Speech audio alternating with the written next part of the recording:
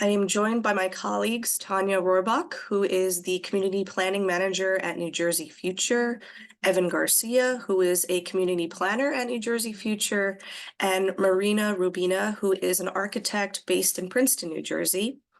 Tanya worked closely with Sustainable Jersey to create the community design for all actions for all ages action based on a community guide for age-friendly land use planning that she authored. And Evan and Tanya work with communities across the state on age-friendly planning.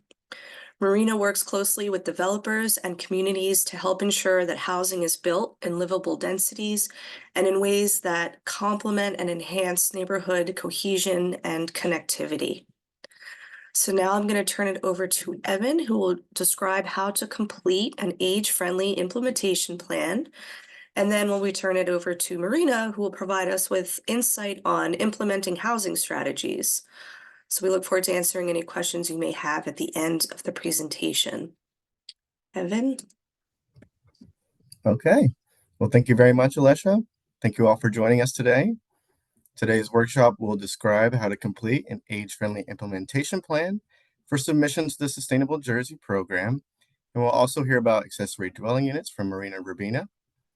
The previous two workshops described how to complete other components of the Sustainable Jersey action, and they were specifically about the age-friendly land use assessment, the demographic data profile, and conducting community engagement through surveys and focus groups. So a little bit about who we are and what we do. New Jersey Future is a nonprofit, non-government land use planning and policy organization. We advance smart growth principles to promote healthy communities across New Jersey. We do our work through research, policy work, advocacy, and providing technical assistance.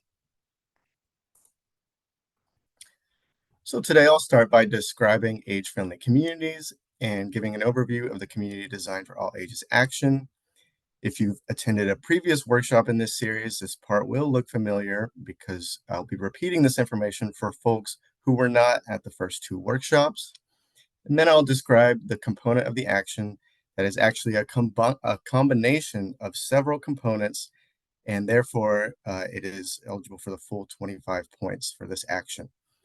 This is to complete an age-friendly implementation plan, and then we will turn it over to Marina, and we look forward to any questions you have at the end.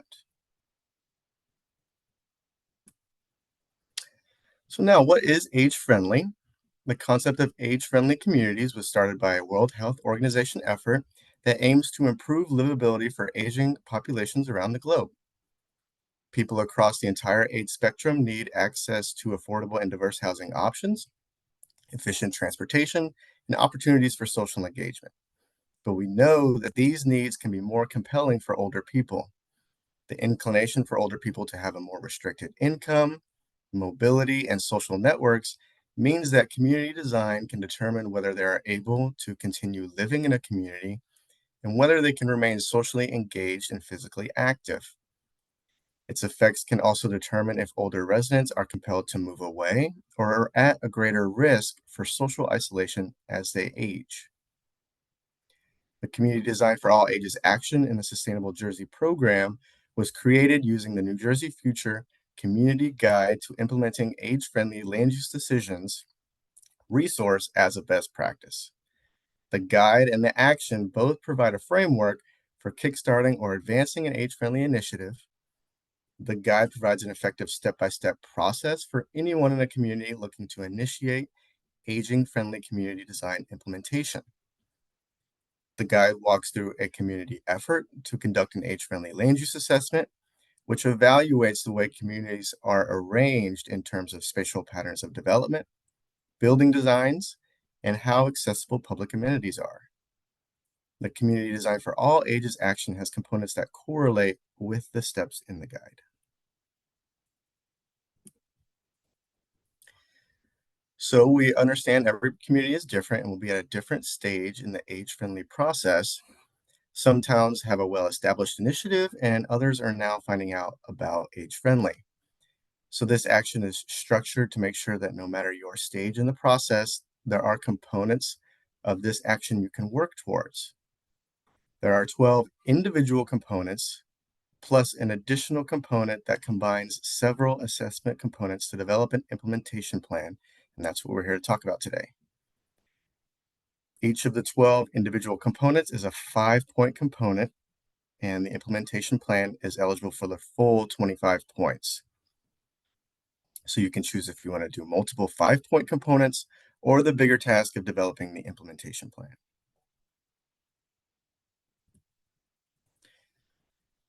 So a main component of the action is the age-friendly land use assessment, which is listed as component number 3 in the action, and this component was discussed in detail in the first workshop in this series. By conducting the land use assessment, municipalities will evaluate physical features such as sidewalk conditions, streetscape improvements, community facilities, green spaces, and other aspects of the pedestrian environment, including access to key destinations in the community. The assessment also evaluates the town's zoning regulations, looking for regulations that promote mixed-use town centers and a diverse range of housing options. There are also questions on the assessment worksheet that will ask you to assess the municipal plans and policies that may or may not support livability. All of the questions on the worksheet are geared toward livability for all ages, with particular emphasis for older populations. The demographic data profile, which is listed as component 4 in the action, evaluates the demographics and vulnerabilities of the existing and projected older populations. And this was also described in detail in the first workshop. Workshop 2 of the series focused on the 2 components of the action that involve the age-friendly design policy and community engagement. In today's workshop, we'll be focusing on completing the implementation plan and implementing age-friendly actions. So other components of the action you may want to consider for your town are to assign an age-friendly coordinator and embed that position within the municipality. Another is to establish a municipal committee to oversee age-friendly efforts and implementation. These 2 components are geared towards establishing long-term and comprehensive age-friendly initiatives or enhancing existing ones. Components 7 through 12 are geared toward implementing age-friendly land use decisions, programs, and regulations. And for this action, each of these components needs to be done in the context of age-friendly community planning. Later in this presentation, Marina will give examples of housing improvements as a result of component 7, adopting zoning regulations to increase housing diversity. Components 1 through 11 are only some of the municipal mechanisms that your community can use to increase accessibility to housing, mobility options, and better public spaces. Component 12 allows for flexibility to implement actions that were identified in a community engagement and planning process with older adults. So we know that there are other actions that are not on this list, but they may be applicable to your community. Those actions can also earn credit in the Sustainable Jersey program as long as the requirements regarding age-friendly land use planning are met.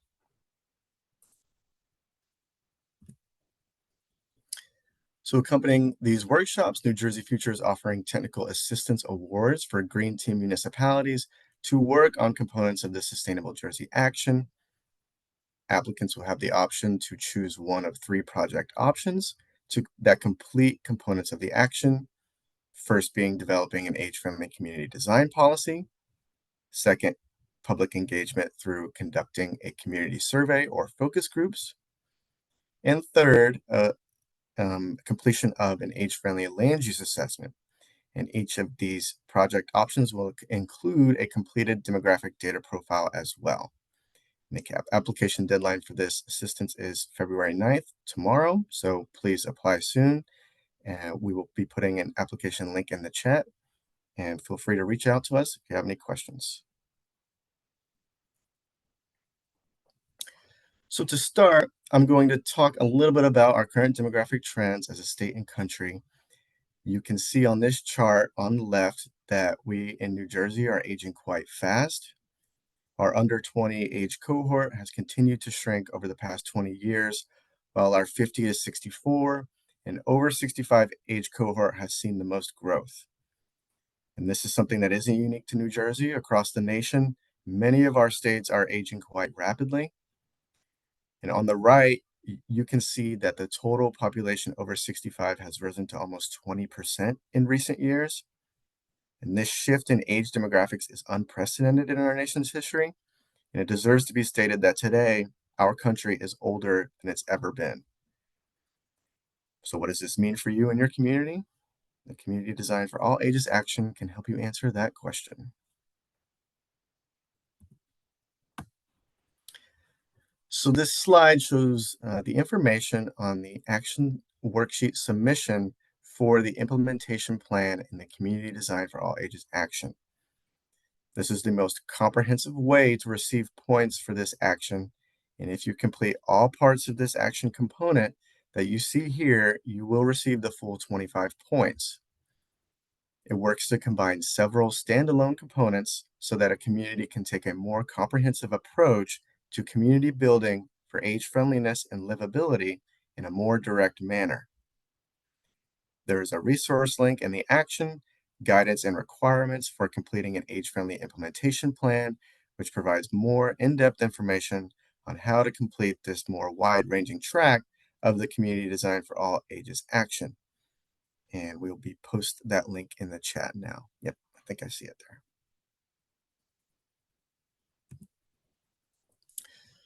To receive the full total 25 points, you must complete at a minimum the requirements you see on the left and the right of this slide.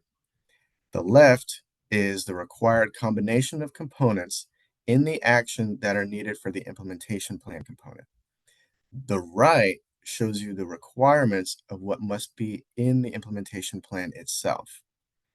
So you're taking the analysis and the feedback from the other components, and you're building them into an implementation plan that contains a set of strategies and actions to make the municipality more age-friendly. I'll start with the actions on the left. First is to designate a steering committee by municipal resolution. The resolution also states the municipality's support for the project to conduct the planning process. Second, complete the demographic evaluation tool, which is the community profile. Third, perform community engagement, specifically targeting residents aged 55 or older for land use planning. Fourth, conduct the land use assessment. And fifth, create an implementation plan that identifies strategies that outline actions for creating an age-friendly community. And on the right, you can see what needs to be included in the implementation plan itself. And to get to drafting the implementation plan, you will have already worked towards completing most of the required elements. A municipal resolution, which details the representation of the committee members, a description of the process used to develop the plan, and this is a narrative explaining the steps the municipality took throughout this implementation plan building process.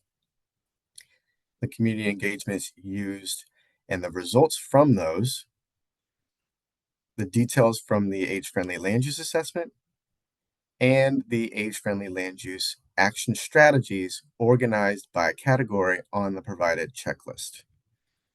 And there are more details on the link that Alesha posted, and that document breaks out the requirements in greater detail, and we greatly encourage green teams working on this action to check out that link.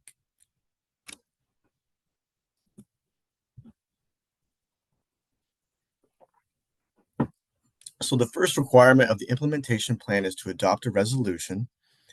The purposes of the resolution are so that the local government supports this effort, which is comprehensive and will need some engagement from the municipality, and to work together with the local government to identify implementable actions and strategies. The resolution also establishes a steering committee.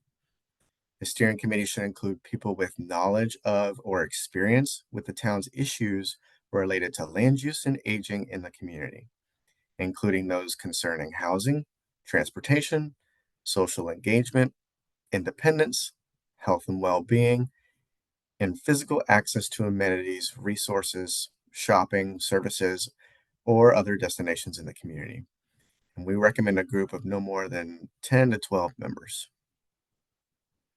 These could be the chief elected officials, municipal managers or borough administrator, a planning board member, municipal planner or engineer, parks and recreation manager, senior social services provider or liaison, representatives from senior housing facilities, community residents representing neighborhoods, demographics, or organizations, and other relevant representatives, which might include affordable housing experts, economic development manager, police chief or liaison, and representatives for other related boards and committees. The action has a draft ordinance to establish the committee, purpose, members, and duties charged to the committee. And it is not required, but municipalities could designate an age-friendly coordinator to oversee the implementation planning process and the implementation of the plan. This position may be held by a community volunteer or existing staff or funded or unfunded position. This can be a position shared with another municipality or municipalities. And in Action Resources, we also have a sample age-friendly coordinator description.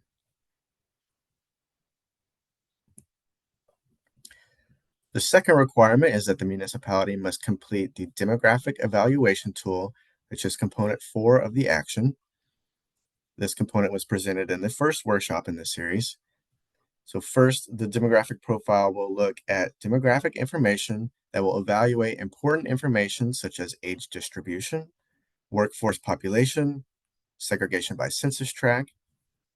Second, the profile will look into economic information, including household income and poverty rate. Third is housing. You will be able to find your town's percent of housing types, living arrangements for older adults, whether they live alone or with others, percent of renters or homeowners who are cost burdened, or those who pay 30% or more of their income on housing. Fourth is transportation. How many of your residents commute to work by transit, and how are those commute patterns reflected among different age groups? Fifth is mobility. What percentage of households don't have a vehicle? What percent of your residents walk, bike, carpool, or drive a personal vehicle to work? And again, how are those commute patterns reflected among different age groups? Sixth is geography. Are there food deserts in your community, and are people exposed to flood risk? And lastly is public spaces and amenities. Do all neighborhoods have access to a community facility? And are there programs and events specific to its older population? And this information is important for the implementation plan because it provides a snapshot of data that helps community confirm engagement efforts are reaching different segments of the community. And if there are any features that might need a closer look, such as renters' needs or commuter behavior. The third requirement is community engagement, specifically targeting residents 55 or older. This is the component 5 of the action and was presented in the previous workshop of this series, so check that out if you missed it. Community engagement is a requirement of the implementation plan because only members of the community can confirm the assessment and what solutions are needed to make improvements. This also helps to gain support and ongoing engagement from community members interested in helping with the efforts of the plan. A survey and/or focus group provides a great opportunity to determine the needs and next steps the community should take. There is a guidance for soliciting community opinion document that can be found in the action resources, and this can help you determine which is the best to pursue in your community. And of course, you can do both. So a survey can reach everyone in the community, but it takes substantial outreach and marketing to ensure a representative set of responses. It's also important to ensure the survey questions are well designed, and then the results need to be tabulated and interpreted. These things can make a survey require more capacity and resources in focus groups. Surveys provide a broad understanding of general community perceptions, The responses of a survey are typically multiple choice and don't allow people to explain why they answered a question a certain way. Focus groups provide an opportunity for people to explain their responses. So, focus groups can target specific participants and foster conversations. While the survey needs a good design, focus groups need a good facilitator to guide the conversations and collect information from them. They don't, however, provide quantitative data to measure improvements over time. So, the benefits of conducting a focus group can be quite different than that of a survey. While both work to gain community input, the focus group does this through one or more targeted community meetings with relatively small groups of people that provide information about why participants respond a certain way. The survey is more of a blunt instrument that can collect many more responses, but it tells more about what people think than why they think that way. It can often be beneficial to conduct focus groups after conducting a survey because it's an opportunity to have conversations about some of the survey findings. Generally, focus groups require less planning and expertise to prepare and administer compared to a survey.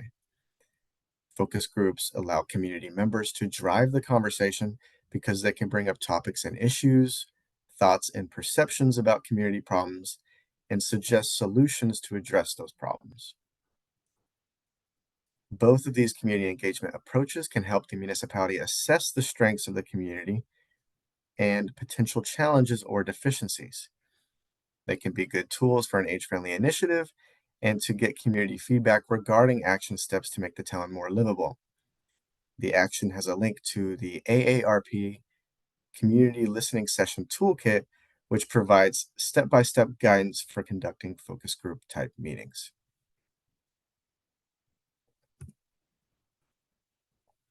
The fourth requirement is the age-friendly land use assessment, which was presented in the first workshop. The 8 evaluation categories of the assessment are administration, planning, transportation, mixed-use center, housing, mobility, amenities, and public spaces. At least one checklist item from each of these categories must be included in the land use strategies section of the implementation plan. The categories can be broken down into subcategories, and ultimately, the land use assessment will look at the features related to land use and also the policies and regulations that are going to determine your future land use in the community. The information learned during the assessment will be crucial to understanding where key efforts can be focused and targeted in the implementation plan.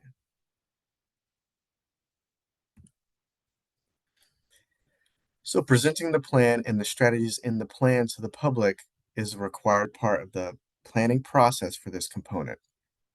It is recommended that this occur throughout the planning process, but it is required part as part of identifying and prioritizing strategies of the implementation plan, which is the final part of the planning process. One way to approach this is to first conduct a steering committee meeting, which would include representation from various segments of the community in order to compile the results of the assessments and community engagement and identify high priority issues and recommended strategies. These results and recommendations should then be presented at a public meeting of the governing body and/or planning board.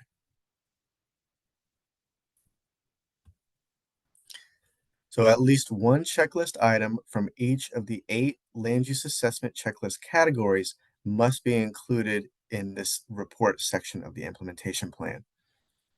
Municipalities are encouraged to include potential strategies for several of the checklist items where deficiencies were noted in the assessment. Strategies could include changes to land use controls and adoption of policies to encourage compact mixed-use development, support housing options, improve livability, expand transportation options, improve connectivity, street and sidewalk network, and or expand public spaces and amenities.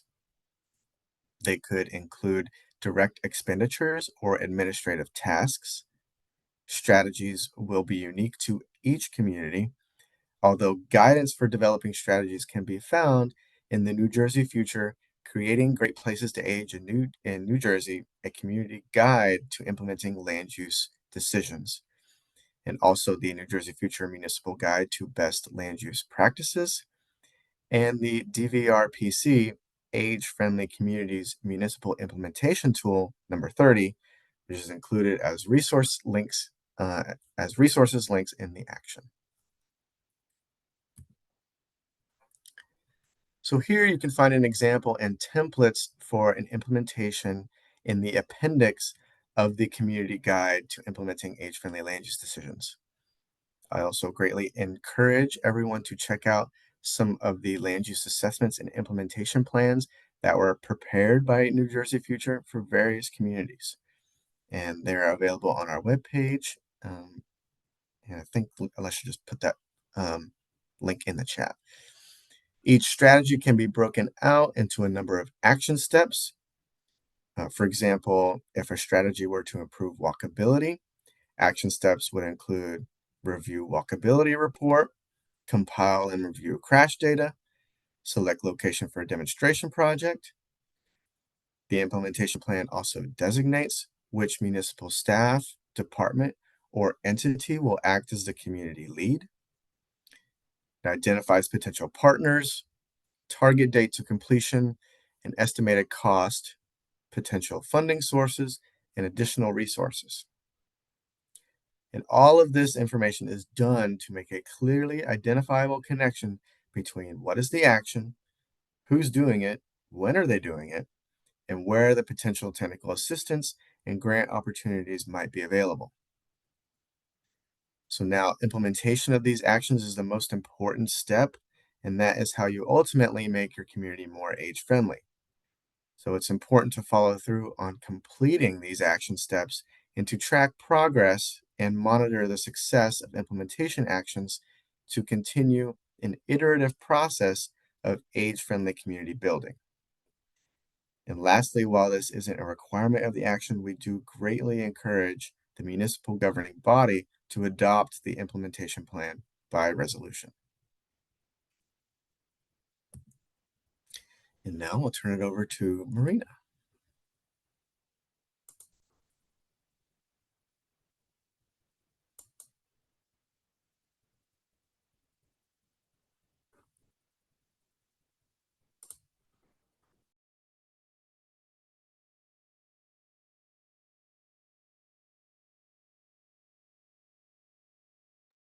Oh, now I figured out how to unmute myself, finally. So thank you so much, Evan, for a great introduction and for getting us started. Hopefully everybody can see my screen. Yeah, it works. Marina, we Wonderful. can see your screen, but if it's possible to do the presentation view, because we can see all the slides on the left. There you go. That's perfect. You didn't want the sneak preview? Oh, you can. That's fine. So hopefully now we can all see everything and it's larger. So I think that first of all, it's wonderful that we have people who are working on the green teams and on an implementation of these plans here today. But I also think everybody else will hopefully benefit from this information as you're planning for the future, but also thinking about the future of your community. And I really kind of always go back in my mind to this curb cut effect, where originally these curb cuts were created for people with wheelchairs to get around, but the impact of the urban changes that were created are so much wider and created so many more opportunities. As a mother of young children in strollers, I have benefited from these curb cuts tremendously as kids get around, bicycles. As we plan for age-friendly community, it is really for all ages. We all stand to benefit. So we often find ourselves, when we think of housing and creating age-friendly housing, in this sort of when we try to visualize how people live, on one hand, it's very easy to visualize an image. Oh, here's a single family home with a driveway and a, garage and a lot and a garden. We also pretty much, a lot of us have really good image of here's an apartment building here, some of them are mandated by state regulations, some of them have funding resources, but it's just sort of, those are the images that we have in our mind. But the hope today is to sort of get beyond this either or conflict. It's not one or the other, and to create a wider range of possibilities, what we call yes and. It doesn't mean that we're going to stop having single family buildings or we're going to stop having apartment buildings.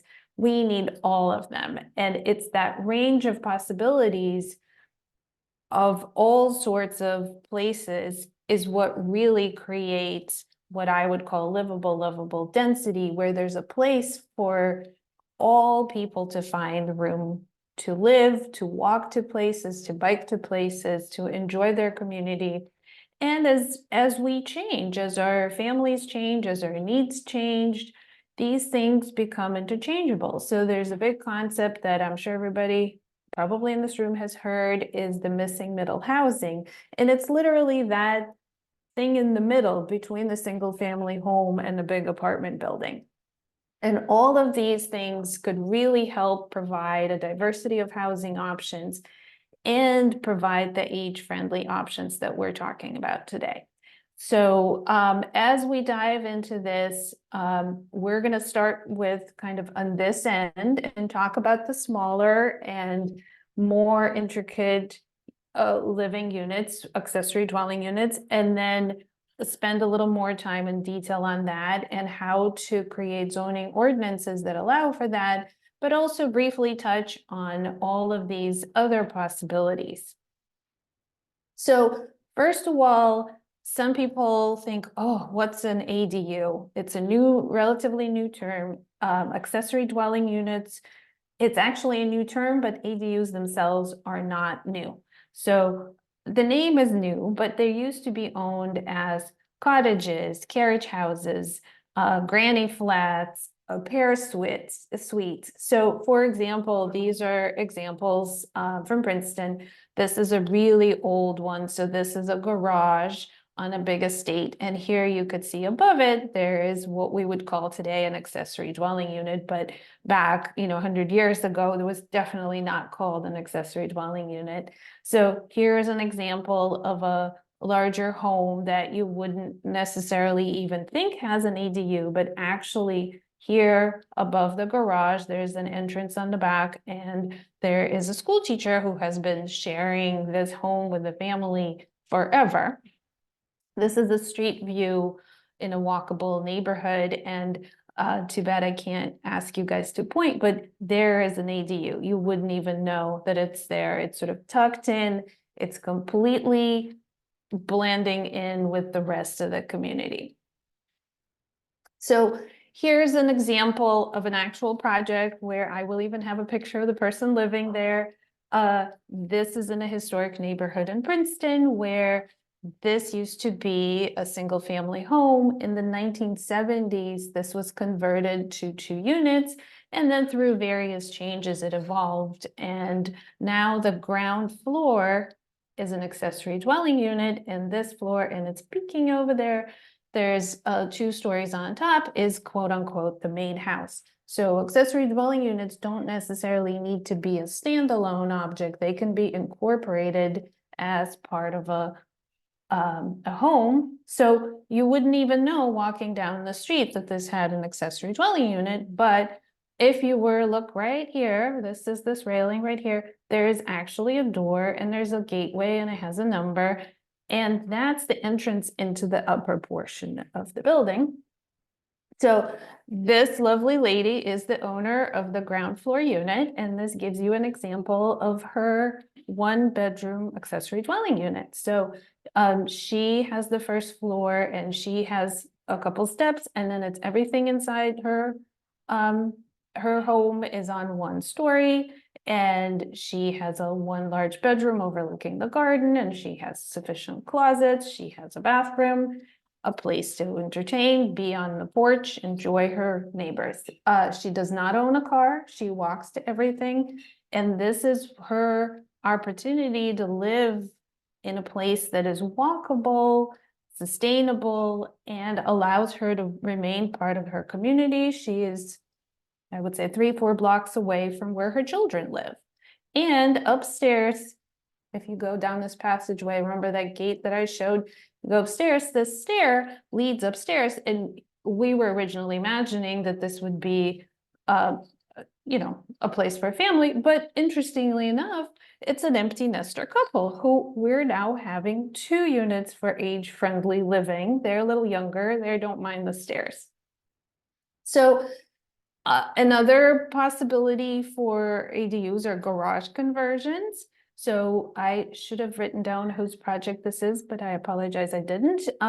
This is a project that I worked on also here in Princeton, where these things could come in any shape or form. So they could be very simple. It still looks like a garage, or it could look like what we call a Rapunzel tower here, where this is literally on a foundation of a garage that was there originally and then just went on top of the existing garage. So here is an example of what it used to look like right before the ADU. So here, this used to be a single-story home, and here this used to be a garage. So literally this guy is built sitting on top of the existing foundation, just goes vertically. And here's the main house right here. So these guys wanted a contemporary look. This is what it ended up being. But the key thing is here is they're now 2 families living together next to each other, sharing this property. And the key in designing these things is how to make sure we all have privacy. How do we create spaces outdoors that we can all enjoy and live in close proximity to each other and enjoy the walkability that this creates? So I am sure a lot of towns are experiencing problems and people are really worried about tear downs. One could, some towns takes the approach, let's try to stop them, let's try to manage them. A lot of things are going on in that range, but one way to think about it is, let's try to think these things will be happening. Let's try to think, what could we do as we think about creating age-friendly communities? What could we do to make what comes next more age-friendly? So here's an example of a property. This is it. So one opportunity is what used to be happening is these sort of standard large homes with garages that were being built. Not a problem. It's just what used to be built. Another opportunity, and this is a design for this particular property, is what if we were to build something that has an accessory dwelling unit? So there would be a main house and there would be an accessory dwelling unit that would be available for either a senior or a couple of seniors, or we have, for example, have projects where it's a family and the sort of extended family living together. There's a huge need with people looking to buy homes or build homes where they would like to be close to their aging parents. And that addresses a big need for the aging population, but it also provides a big need for not aging populations. Wonderful to have backup daycare for people to have their parents help them watch their kids, but it also provides a peace of mind that you don't worry, where are my parents? Did somebody fall? What am I going to do? How am I going to get there? But at the same time, people have their own space and they could live independently next to each other. So yes, I think we will continue to see regular single-family homes being built. They're not going to be outlawed by any means. It's not a fear. But we can also start thinking about, here's this project under construction. How can we incorporate other opportunities? So just so that everybody is aware, there are, New Jersey legislator has, last year, I think there were at least 2 different bills pending.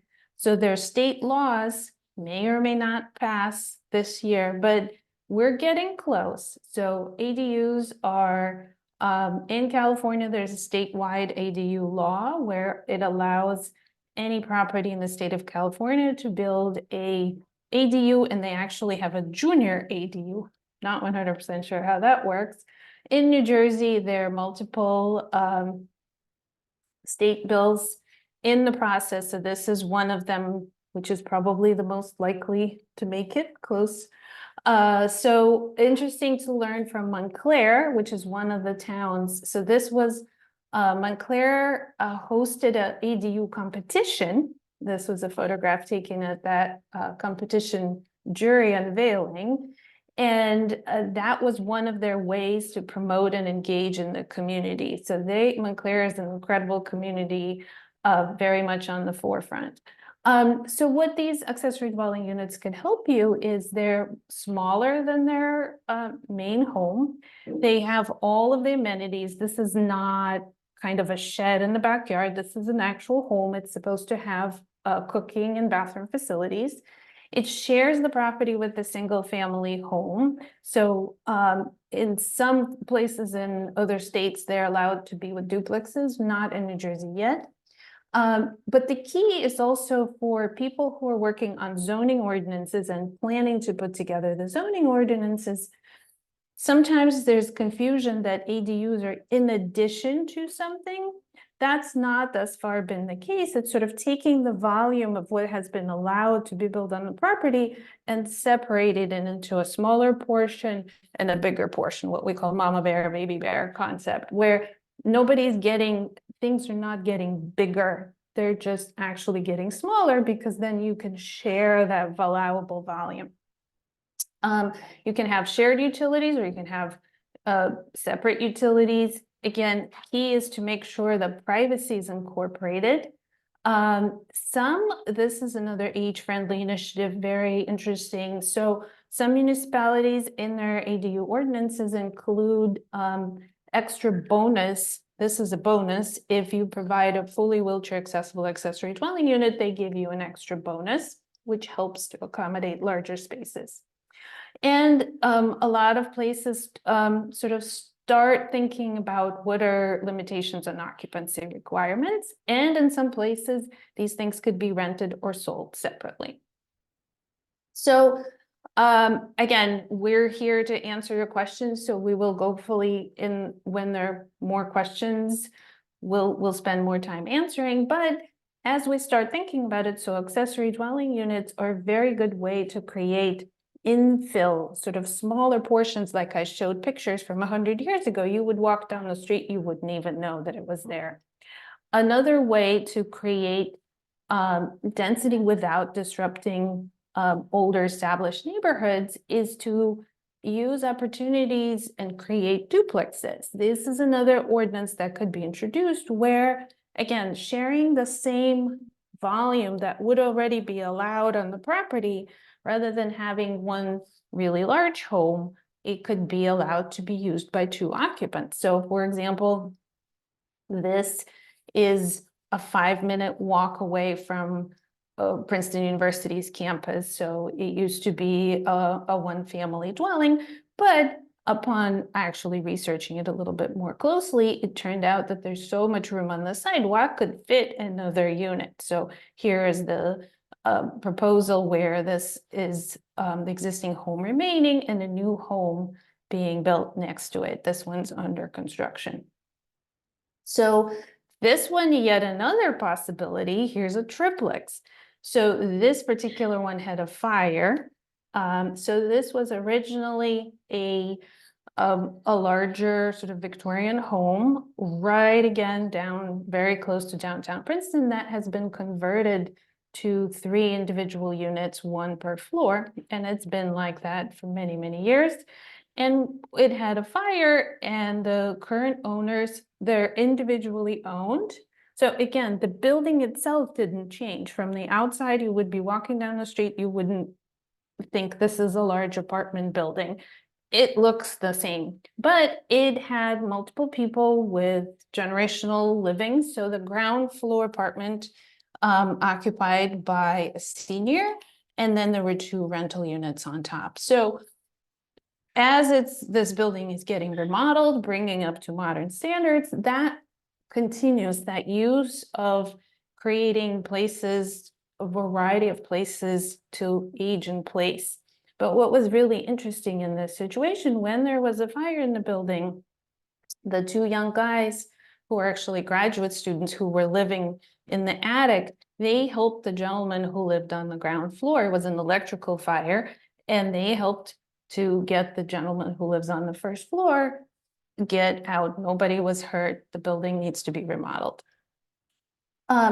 Yet continuing in our 1, 2, 3, 4 units, here's another possibility where here's a very large property that it was actually so large that it was twice the size of what the other properties in the neighborhood could be.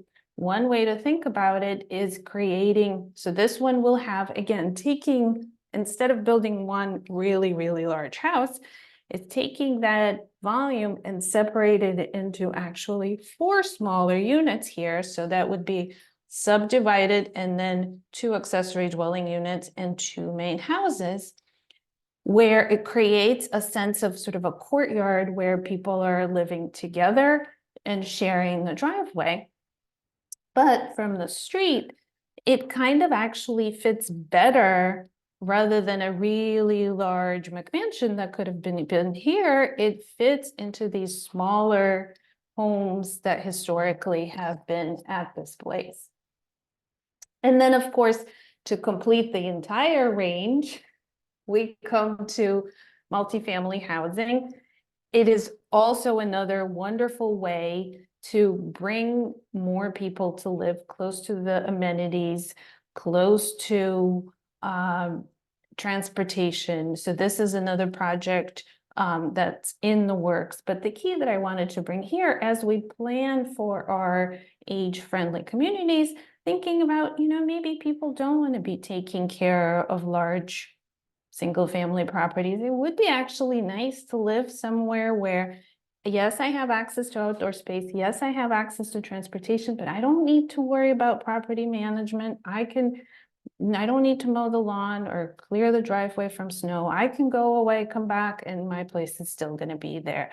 But also building these apartment buildings in a way that they create public spaces, amenities for us to all be together, and very much rely on walkability and community creation. So to kind of complete my thinking here is the goal of these diverse housing options is to bring people together, people of all ages, and thinking about the same property being used throughout its life for people with different ages. And it could be such a daunting task to think, how in the world am I going to do this? So first of all, starting with the implementation plan, breaking it into small steps, and taking that small step. Now, no matter how small that first step is, just putting a plan together, speaking it into existence is already a huge step. And then we're all here, New Jersey Future has a lot of resources, but we're here to answer questions, but also we're here to help and support and guide and refer to you to other towns that have already done it. Hopefully that worked. Yes, definitely. Thank you, Marina. That was a really great presentation.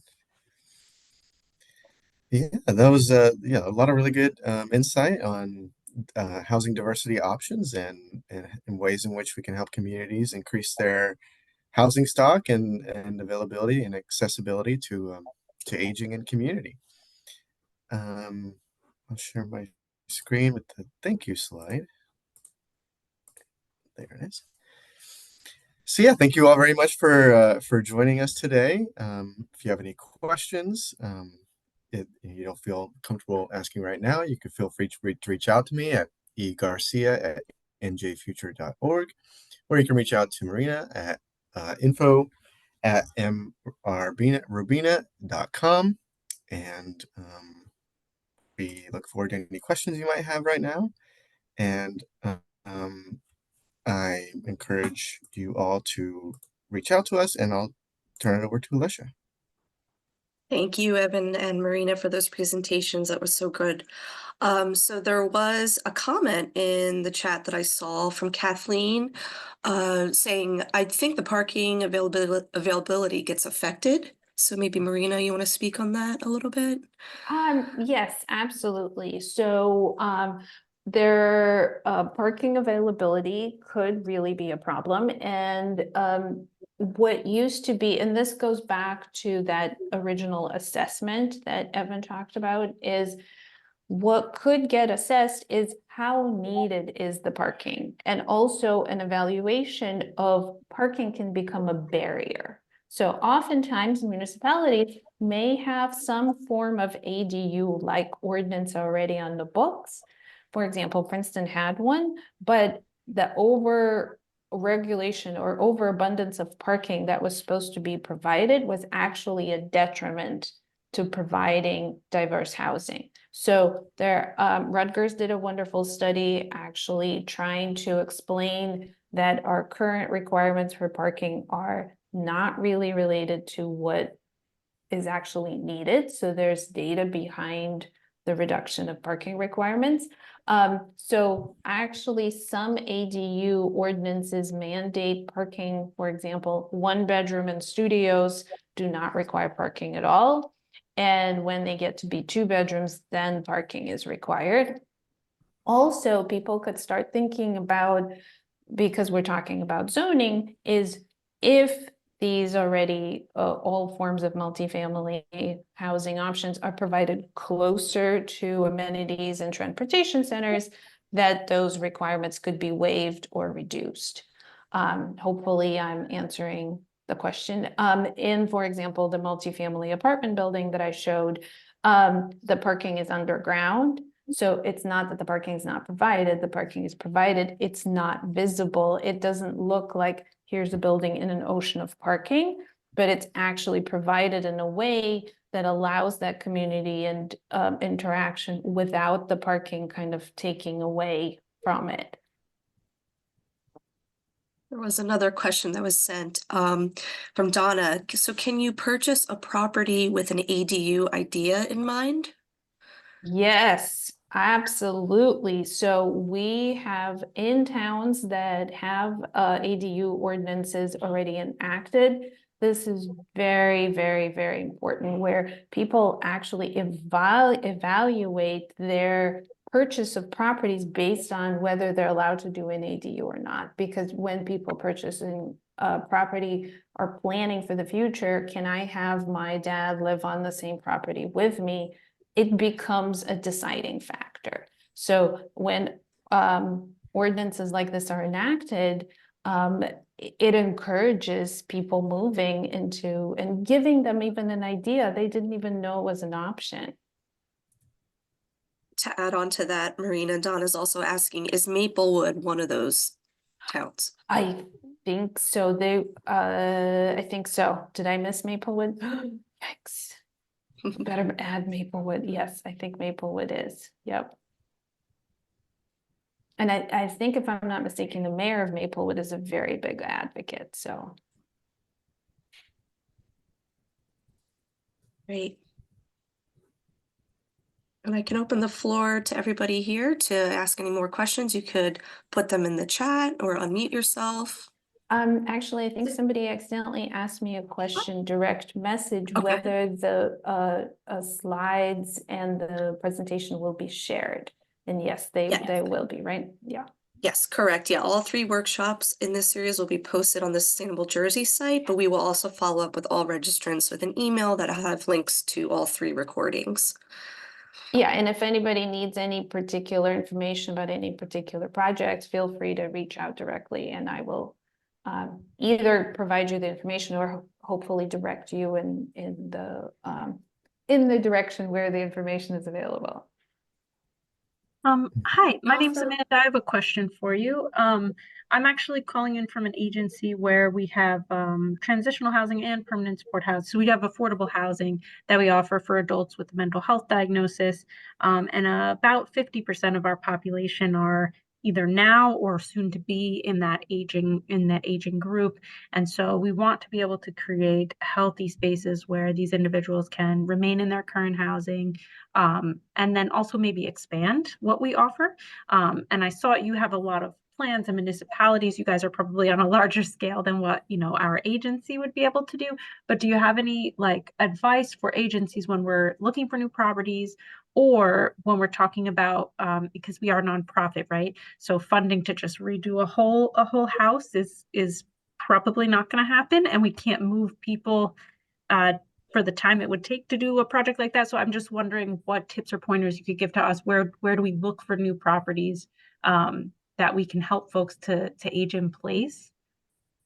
Yeah, I think that's an excellent question. So I'm sure you're aware of Supporting Housing Association. Is it an association? Yeah, of course. It's a wonderful organization, and they will direct you to the resources that are available on the finance part.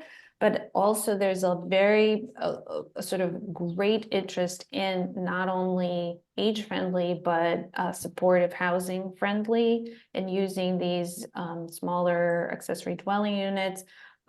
We have multiple projects in our office where, for example, families that have kids with disabilities are trying to use accessory units as one of their solutions, where it, like you're saying, it's providing options for a person to remain in their community, close to their family, and planning for the future. For example, if that person is able to live independently next to their family, then in the future, maybe that home could be rented out for financial support to help offset the costs. So multiple ways. I don't know of any specific funding opportunities for projects this small, unfortunately. A lot of the funding is really geared towards those big projects. So it's a little bit difficult, but I think that's another way to lobby our state government to start providing support. And also, as organizations or municipalities develop ADU ordinances, some of them include, for example, the state one includes provision for those units to count towards their co-obligations. So that's another sort of starting point and movement there. Yeah, that's helpful. So we also do provide services, right? So there's that service piece too. So is there a way that we could partner with, individuals or municipalities that are already setting up a similar, like a green plan and setting up this housing, where we could then maybe not be the landlord, but provide the service for that individual because we know it's a sustainable place for them, like building a relationship there? Would that be That realistic? sounds amazing. And especially, for example, hopefully you saw that cottage court. That Mhm. could be another possibility where it could be sort of one caretaker and then multiple smaller units that are using the same volume that would have been created at that place, or a building that has multiple units in it. Absolutely. And I think that reaching out to municipalities that are working on these implementation plans and say, here we are as a nonprofit partner available to help. That sounds absolutely amazing to me. Thank you. I'm that's sorry, it. my phone started ringing and it's very loud, but thank you so much. Yes, and so Tanya, go information about which communities are doing which Sustainable Jersey actions, that's available on the Sustainable Jersey website. So once communities start to do this action, and it is a relatively new action, you'd be able to connect up with those towns that are kind of already thinking about this and working on this and seeing what they're doing in that realm. So that would be a good resource for you to make that connection. I also wanted to make sure I'm addressing Julia Stumbos. Thank you very much for telling us about, reminding us that we need to tell everyone about the effort that New Jersey Future is part of with our partners to put aging friendly issues into the update to the state development and redevelopment plan. So the state is currently updating its state development and redevelopment plan, which sets sort of the vision for where and how we're gonna develop across the state. And we do have sign on for a list of recommendations on how to integrate, you know, housing and other age-friendly components into that big picture of state planning in New Jersey. And I believe that, oh, Alessia put that link. Thank you. Julia also put that link in there. So just that sign-on letter, it has a lot of good information just in that list. But that deadline for doing that is February 12th. So please, you know, check that out and consider signing on and sharing that in your networks as well. Thank you, Tanya. So I do want to be cognizant of time. We are over by a couple minutes, but I'll just give one last chance for one at last minute questions. One last question.